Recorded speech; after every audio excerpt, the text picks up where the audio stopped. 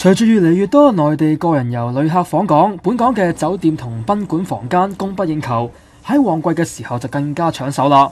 近期就有足浴店睇準內地旅客一房難求嘅情況，竟然違規兼營另類嘅賓館俾旅客留宿。我哋嘅記者追查發現，喺旺角同尖沙咀嘅旅遊區情況最為猖獗，有足浴店更加喺宣傳燈箱公然貼上歡迎自由行旅客按摩過夜嘅字句。我哋嘅記者就走訪其中一間以提供過夜留宿服務作招來嘅足浴店。原來呢一間位於旺角嘅足浴店喺內地都薄有名氣㗎，唔少旅客都激切讚賞。讚嘅當然唔係師傅嘅按摩手勢啦，而係廉價住宿。我想問下，如果你哋有冇過夜㗎？因為我有親戚想按完之後喺度瞓嘅話，得唔得㗎？係啊，因為佢酒店嗰啲爆晒，冇地方瞓嗰啲。你哋收唔收費另外定係點樣？收嘅。要收㗎？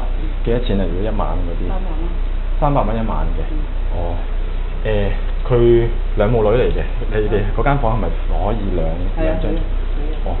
可唔可以望？有地方俾佢哋沖涼嗰啲㗎？尖沙咀呢一間足浴店亦都違規提供旅客留宿服務，但係就貴咗少少，每人收費300蚊，而且只係有按摩椅俾旅客瞓覺。